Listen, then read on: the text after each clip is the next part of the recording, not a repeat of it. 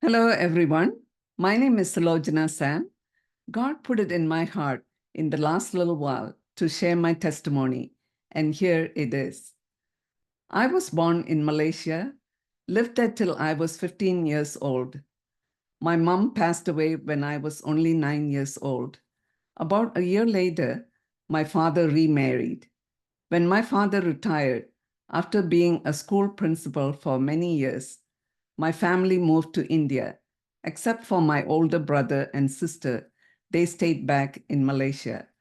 We were a family of 5 children, and I was the middle child. I have two younger sisters. I was born into a Christian family.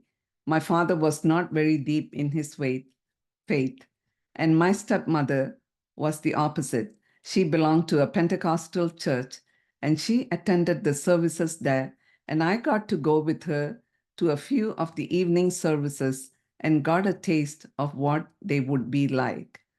I remember my parents having debates about their faith, and it brought about confusion in my beliefs because I was still quite young and I didn't know whom to follow.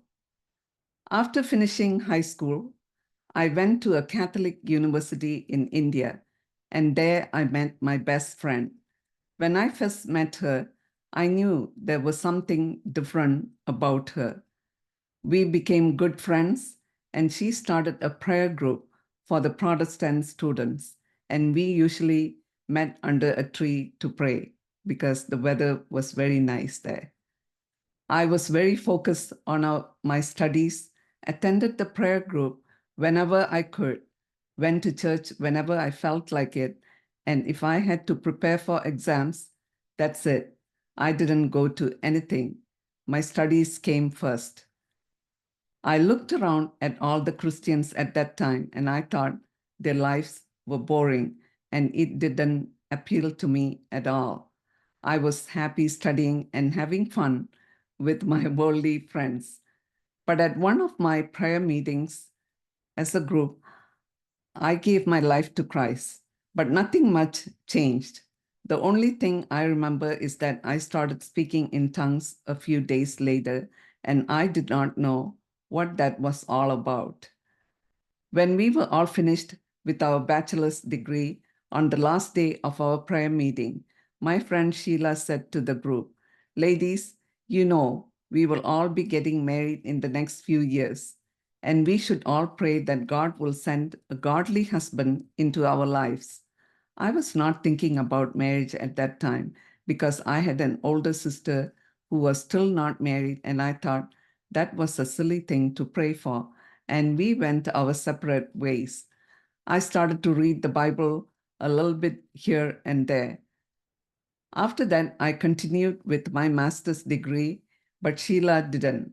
And then I did another year of teacher's training, and I kept in touch with Sheila off and on, and I really missed her presence and her support. A little after I finished all my studies, my father and my brother thought that it was time for me to get married, and my father started looking for a husband for me. This happened about 40 years ago in India when arranged marriages were very common, and that is all I knew. Since I was the first one to get married in my family, it was a new experience for my father as well, and he was very picky about whom I was going to marry. In an arranged marriage, the parents meet first, talk things over, and when both parties are happy, then things proceed.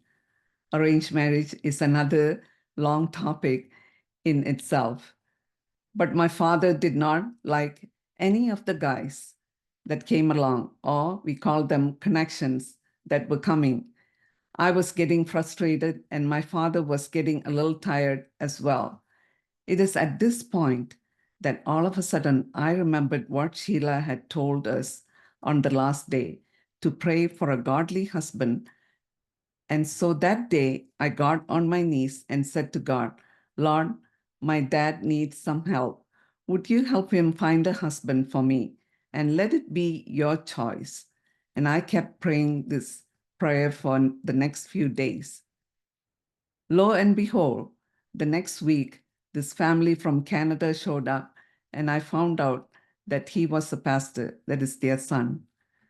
Since my father was not too much into church or God, I was not sure how this was all going to work out. And I kept on praying to God if this was going to be his will.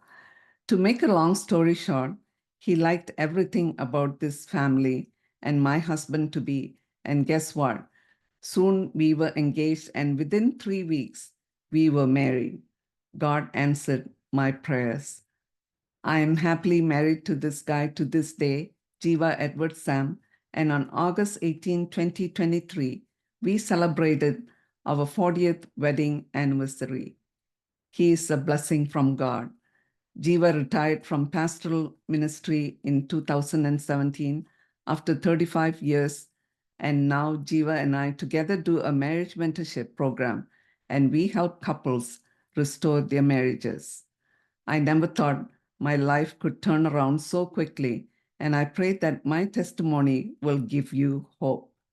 No matter what you may be going through or how bleak your situation may look, God can turn things around and use you as a vessel for his glory as long as you put your trust in him. Praise be to God.